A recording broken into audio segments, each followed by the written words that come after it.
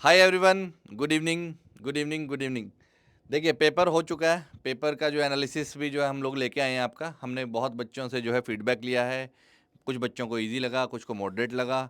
ठीक है, टफ़ जो है कुछ लोगों को केमिस्ट्री का पेपर टफ़ लगा, जो कि मैम डिस्कस करने वाली हैं। ठीक है, और सर मैथ्स के बारे में जो है आपको बताएंगे कि भाई मैथ्स के किस किस एरिया से क्वेश्चन आए हैं, किस किस जो है जोन से क्वेश्चन पूछे गए हैं, क्या जो है बच्चों को लगा है। और हमेशा रहता था कि सर लेंदी तो आएगा ही पेपर, जो है इस बार भी जो है जनरली यस। ऐसे ही कुछ आए हैं। और फिजिक्स के लिए जो है मैं आपको बताता हूँ कि फिजिक्स का पेपर बच्चों को कैसा लगा और मुझे जो है क्वेश्चन देख करके कैसा लगा कि ठीक है डुएबल था नहीं था। ठीक है, तो मेरा नाम है विराज और ये है यशपाल सर और माय मैम। नेम इज कृति। तो हम तीनों लोग जो हैं आपको जो है इस डिस्कशन में जो है थोड़ा सा पेपर का ओवरऑल एनालिसिस देंगे और बताएंगे कि जो है पेपर का लेवल बच्चों को क्या लगा और आपको किस तरीके से अगले जो आगे आने वाले जो कल बच्चे पेपर देंगे, परसों देंगे या आगे आने वाली शिफ्ट में देंगे, उनको किस तरीके से जो है क्या आइडिया लेकर के आज के पेपर से अपने पेपर के लिए जाना चाहिए। और एक ठीक तरह है। से इसका फायदा ये रहेगा कि एक बार लंबे लंबे वीडियोस आप देखते हैं तो उसमें लाइव भी स्टूडेंट का रिएक्शन वगैरह, तो हम सब ने ये जो स्टूडेंट्स का रिएक्शन देख करके एक करीब करीब 10-15 मिनट्स का एक छोटा सा वीडियो बनाया ताकि आपको शॉर्ट वे में सारी चीज़ समझ में आ हाँ, जाए और डेफिनेटली। क्या क्या इंपॉर्टेंट चीज़ें वो भी आपको उसके अंदर मिल जाए ये पूरा चीज़। का पूरा डेफिनेटली। हाँ तो सर। हम लोग स्टार्ट करते हैं, ज़्यादा टाइम वेस्ट नहीं करते हैं। यस, ठीक है। तो देखिए, मैम केमिस्ट्री से शुरू करते हैं। बच्चों को जो है आपने देखा, बच्चों की बहुत सारी बातें सुनी और बच्चों का जो है पेपर किस तरीके का था।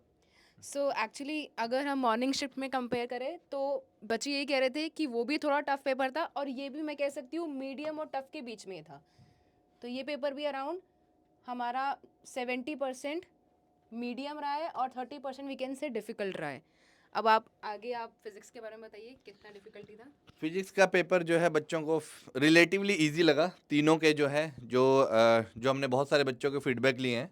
ठीक है, तो उनको relatively paper easy to moderate के बीच में जो है ये पेपर रहा है।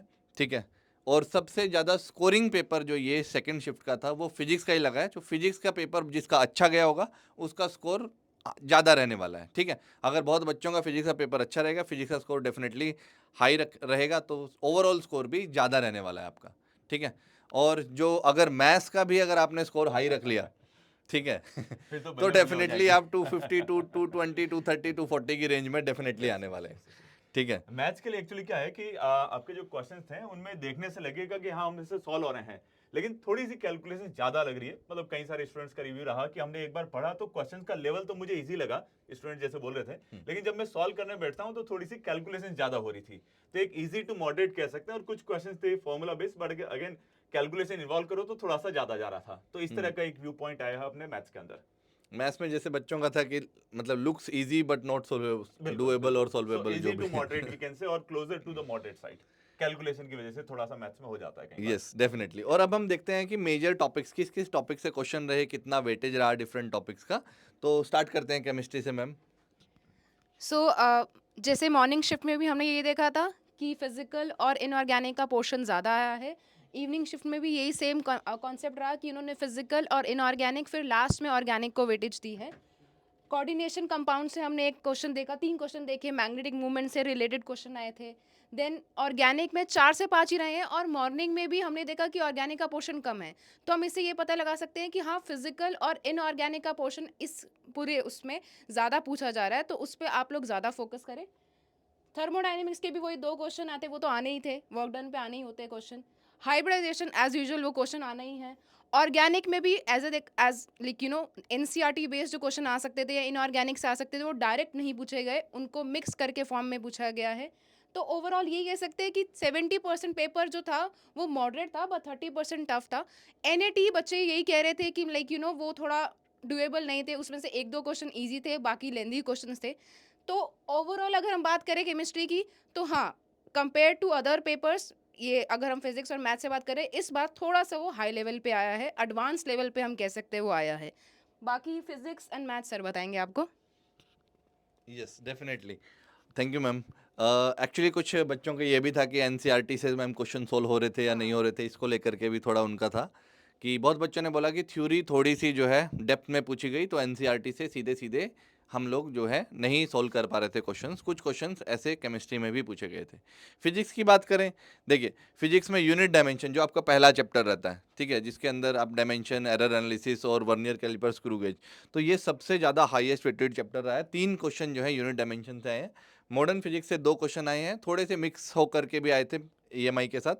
एनएलएम से 2 क्वेश्चन आए हैं। मैग्नेटिज्म अगेन एक हाईएस्ट वेटेड यूनिट रहा है, इस शिफ्ट में भी 3 क्वेश्चन रहे हैं, ठीक है। ऑप्टिक्स से 2 क्वेश्चन रहे हैं। रे ऑप्टिक्स जो हमेशा से रे ऑप्टिक्स का ट्रेंड रहता है 2 से 3 क्वेश्चन हमेशा, हर पेपर में, हर शिफ्ट में 2 से 3 क्वेश्चन रे ऑप्टिक्स से रहते हैं, इसमें भी जो है रहे थे। सेमीकंडक्टर से एक आया और वो क्वेश्चन लॉजिक गेट से भी एक क्वेश्चन इसके अंदर आया। करंट जो कि पिछले शिफ्ट में हमने देखने को ही नहीं मिला था, इस शिफ्ट में करंट से भी एक क्वेश्चन था। मोमेंट ऑफ इनर्शिया से क्वेश्चन था। स्ट्रिंग वेव का क्वेश्चन था। ईएमआई से कोई क्वेश्चन नहीं आया था। सरफेस टेंशन से एक क्वेश्चन था। तो ओवरऑल देखेंगे तो यस, डेफिनेटली हर यूनिट को टच करने की कोशिश की गई है। सो सारे टॉपिक को कवर करके पूछा गया है। बट रिएक्शन ये था बच्चों का जिनसे जिनसे हमारी बात हुई है कि भाई हमें पेपर डुएबल लगा, और 45 से 50 मिनट में, जिनसे हमने टाइम भी पूछा गया कि कितनी देर में सॉल्व किया गया, तो 45 से 50 मिनट तक मैक्सिमम बच्चों ने ये पेपर सॉल्व कर लिया था, जो अच्छे से फिजिक्स का सारा सिलेबस कवर करके गए थे, ठीक है। अब बात कर लेते हैं सर मैथ्स के साथ। मैथ्स में जो है किस माइक तरीके तो है की मेरे पास। अब मैथ्स के अंदर क्या होता है ना कि आप देखिए कि जो चैप्टर्स हैं वो काफ़ी सारे हैं। Of course math physics chemistry में भी होते हैं, लेकिन ट्रेडिशनली हमारे जो क्वेश्चंस आते हैं 3D के अंदर की स्क्यू लाइन से रिलेटेड, कि लेंथ ऑफ परपेंडिकुलर कितना होगा एक लाइन से दूसरे पे पुट करें, या परपेंडिकुलर डिस्टेंस कितना होने वाला है, तो वो चीज़ें हमें 3D में और वेक्टर में देखने को मिली है। मैट्रिक्स एंड डिटरमिनेंट्स में से अपने सिस्टम ऑफ लीनियर इक्वेशन के क्वेश्चंस आते थे, वो भी अपने को देखने को मिला है, जो मॉर्निंग शिफ्ट में था और अभी भी आ रहा है अपने पास। स्टैटिस्टिक्स में अपने पास मॉर्निंग में एक क्वेश्चन कोई भी नहीं दिखा था अपने को, कोई क्वेश्चन नहीं था स्टैटिस्टिक्स का, लेकिन यहाँ पर एक क्वेश्चन देखने को मिला है। और बाकी इसके अलावा कोनिक सेक्शन में मॉर्निंग में करीब 3 क्वेश्चंस थे, और अभी हमारे पास 2 क्वेश्चंस करीब करीब आए हैं। और इंटीग्रेशन से 2 क्वेश्चंस थे, जिसमें से एक तो अपना इनडिफाइनाइट का था और एक डिफाइनाइट का था। तो ऐसे यूनिफॉर्मली डिस्ट्रीब्यूट था, और ट्रेडिशनली जिस टॉपिक से क्वेश्चंस आते थे, जो जनवरी सेशन में भी हमें क्वेश्चंस देखने को मिले हैं, वो सिमिलर चीज यहाँ पर रिपीट हो रही है। बस एक चीज मैं कहना चाहूंगा कि 3D के अंदर हमारा जो स्क्यू लाइंस है वो थोड़ा सा अच्छे से पढ़ के जाना है आपको, ताकि अगली शिफ्ट के अंदर भी वो टॉपिक अगर रिपीट हो तो कम से कम ये क्वेश्चन हमारा परफेक्टली जाए। और मैट्रिक्स एंड डिटरमिनेंट्स में वो जो क्रैमर रूल से क्वेश्चन सॉल्व होते हैं, सिस्टम ऑफ लीनियर इक्वेशन, वो भी आपको करके जाना है, यहाँ से हो जाएगा आपका काम। अब कुछ सरप्राइज एलिमेंट भी रहते हैं, जो है कुछ आता है कि सर कोई out of the box question तो नहीं आ गया, या कुछ ऐसा क्वेश्चन जो हमसे 15 मिनट ले गया, 20 मिनट ले गया। तो ऐसा जो है किसी भी बच्चे का, कोई हमारे बच्चे का किसी का भी ऐसा रिस्पॉन्स नहीं रहा है कि सर कि ये जो है आउट ऑफ सिलेबस, कोई भी 75 क्वेश्चन सारे सिलेबस से थे, डूएबल थे। हाँ, किसी को अगर उसने कम प्रैक्टिस करी है तो टाइम ज़्यादा लग सकता है। कि कोई अच्छा बच्चा है जिसने सारा जो है प्रैक्टिस बहुत तोड़ू प्रैक्टिस करके गया है, उसको with in a time limit solve हो जा रहे थे, ठीक है। हाँ, ऑब्वियसली मैथ्स हमेशा लेंदी रहता है, वो थोड़ा सा था। जनवरी में अपने को ये देखने को मिला था आउट ऑफ सिलेबस कुछ मैथ्स के अंदर गए थे, जो Yes. इस बार अभी तक तो रिपोर्ट नहीं फिजिक्स हुआ है। फिजिक्स में भी थे, कुछ रिपोर्ट हुए थे क्वेश्चन, जैसे अब आया था कि कार्नोट इंजन से क्वेश्चन आ गया था, ठीक है, न्यूटन लॉज ऑफ कूलिंग से क्वेश्चन आ गया था। इस बार वैसे एलिमेंट भी नहीं थे, सारा जो वेल डिफाइंड सिलेबस है, जो एलिमेंट सिलेबस में लिखे हुए हैं, सारे क्वेश्चंस उसी को टच करते हुए आए थे, ठीक है। अब बात कर लेते हैं रिलेटिव टफनेस की। तो मुझे लगता है कि मैम आपका सब्जेक्ट ही जो है सबसे ज़्यादा टफ रहा है बच्चों का। सो हाँ, हमेशा ही केमिस्ट्री ऐसा होता है, स्कोरिंग होता है जिसमें यू नो कम, मतलब like you know come toughness होती है, ज़्यादा इजी आता है, बेसिकली एनसीईआरटी से ज़्यादा पूछा जाता है। बट इस बार केमिस्ट्री ने थोड़ा सा धोखा दे दिया है बच्चों को, जिसमें definitely. उनको टफ बना दिया था। और हाँ, वैसे तो कभी भी ऐसा नहीं होता है कि कोई यू नो 3 प्रपोर्शन के हिसाब से फिजिकल, इनऑर्गेनिक और ऑर्गेनिक पूछी जाए। हमेशा या तो ऑर्गेनिक ऊपर होती है, या फिजिकल ऊपर होती है, या इनऑर्गेनिक। तो इस बार फिजिकल ने काम कर दिया है, फिजिकल Yes. का सबसे ज़्यादा पोर्शन है। एंड आयनिक इक्विलिब्रियम जो बहुत इंपॉर्टेंट है, उससे जो कि कोई मुझे क्वेश्चन नहीं है। मेरे को पर्सनली जो है ये चैप्टर जो है सबसे टफेस्ट लगता था जब मैं एग्जाम देता था। तो आज भी मेरे रोंगटे थोड़े खड़े हो जाते हैं जब भी मैं एग्जैक्टली, इसमें बहुत सारे फॉर्मूलेज हैं। आयनिक इक्विलिब्रियम के बारे में सुनता हूँ। थैंक गॉड कि इससे कोई क्वेश्चन जो है आपके पास आपकी शिफ्ट में नहीं आया था। एंड बेसिकली कोई एनसीईआरटी से भी कोई डायरेक्ट क्वेश्चन हमें दिखा नहीं, जैसे इनऑर्गेनिक से तो डायरेक्ट क्वेश्चन मेंस में पूछे ही जाते हैं, which is not been seen. Relatively हम कह सकते हैं केमिस्ट्री ने इस बार थोड़ा सा तो लेवल अप थोड़ा सा अपना कर level up दिया है। हाँ, तो जिसका बाकी- केमिस्ट्री अच्छा गया होगा, ठीक है, हाँ। तो वो इसमें जो है हाई परसेंटाइल स्कोर जो है आप एक्सपेक्ट कर सकते हो, ठीक है। अगर आपका केमिस्ट्री का पेपर अच्छा गया है तो आप जो है हाँ, बेसिकली ये है कि अगर जिसकी केमिस्ट्री बहुत अच्छी थी, तोड़ू थी, वो निकाल सकता था बंदा, अदरवाइज़ तो फिर उसका हुआ है प्रॉब्लम। और फिजिक्स की एक्चुअली फिजिक्स हर की पेपर के अंदर ना एक सब्जेक्ट ऐसा आता है जो कि हाँ। कंपेयर टू अदर सब्जेक्ट वो थोड़ा सा डिफिकल्ट होता है, तो उसको एक तरह से बॉटल नेक बोल सकते हैं एग्ज़ैक्टली। कि इजी सब्जेक्ट तो हर कोई करता है, लेकिन जो डिफिकल्ट कर जाता है उसकी रैंक थोड़ी सी और अच्छी इंप्रूव हो जाती है। यस तो इस बार डेफिनेटली इस इस बार वाली शिफ्ट के केमिस्ट्री अंदर में। केमिस्ट्री रहा था हाँ। ये। फिजिक्स की बात करें तो फिजिक्स से देखो कोई जैसा ऐसा कुछ खास सरप्राइज एलिमेंट मिला नहीं। पिछले शिफ्ट 1 के कुछ पेपर में बच्चों ने बोला था कि हाँ रे ऑप्टिक्स से कुछ थोड़े अटपटे सवाल आए थे, ठीक है, जो थोड़े ट्रेंड से हटके थे, बट यस इस शिफ्ट में कोई ऐसा क्वेश्चन नहीं हमें जो है किसी बच्चे ने बताया है। तो आप जो है ये देख सकते हैं कि सारा सिलेबस कवर्ड हुआ है और डुएबल था, time with in time limit, well with in time limit जो है पेपर हो जाने वाला था। ये तो ऐसा था। मैथ्स के बारे में सर लास्ट कमेंट क्या करेंगे आप? एक्चुअली मैथ सब्जेक्ट के साथ क्या होता है कि मैथ्स में कोई भी थ्योरी क्वेश्चंस नहीं आते हैं, तो आपको सारे क्वेश्चन सॉल्व करने ही पड़ेंगे, और ऊपर से अगर मान लो लेंथी पेपर आ गया तो एक तरह से बहुत ज्यादा घबराहट भी होती है, क्योंकि लास्ट में आता है ये। तो आप लोग को आगे आने वाली जो शिफ्ट है उसके लिए सजेशन है कि आप जब फिजिक्स और केमिस्ट्री का पेपर करते हैं तो शुरू से ही आप थोड़ा सा टाइम मैनेज करके, ताकि अगर मान लो मैथ्स आपको लेंथी मिल गया या डिफिकल्ट मिल गया तो एक तरह से वो टाइम का थोड़ा मैनेजमेंट हो टाइम, जाए, अगर आप तो आपको शुरू से ध्यान रखना पड़ेगा ये। 15 से 20 मिनट दोनों सब्जेक्ट में Yes, सेव कर लीजिए, सेव करना केमिस्ट्री और पड़ेगा। फिजिक्स में। Yes. आप केमिस्ट्री से भी स्टार्ट कर सकते हैं पेपर, फिजिक्स से भी कर सकते हैं, मैथ्स के लिए समय जरूर बचा लीजिए, ठीक है। बिल्कुल।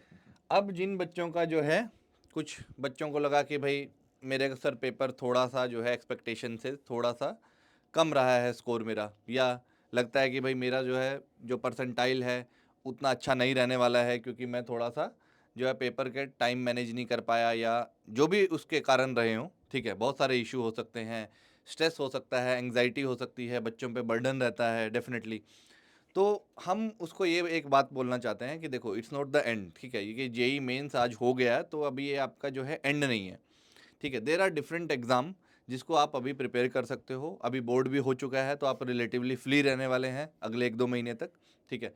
तो अगले 2 महीने में एक सबसे जो इम्पोर्टेंट एग्ज़ाम जिसकी तैयारी आप कर सकते हैं, which is as per as any IITs, ठीक है, it is always compared with IITs। तो ऐसा एक कॉलेज है बिट्स पिलानी, और जिसका टेस्ट का जो नाम है, जो अपना एक एंट्रेंस टेस्ट लेता है, बिटसेट। तो आप जो है इसको टारगेट करना शुरू कर दीजिए, क्योंकि ये भी कॉम्पिटिटिव ही है काफ़ी। 3000 सीट होती हैं, 3 लाख से ज़्यादा बच्चे अपीयर करते हैं, ठीक है। बट होता क्या है कि क्वेश्चंस का जो लेवल है जेई मेन से थोड़ा सा इजी रहता है, बट नंबर ऑफ क्वेश्चंस भी थोड़े से बढ़ जाते हैं, ठीक है। तो पैटर्न भी देख लेंगे, अगर उसको समझना है ओवरऑल उस एग्ज़ाम को।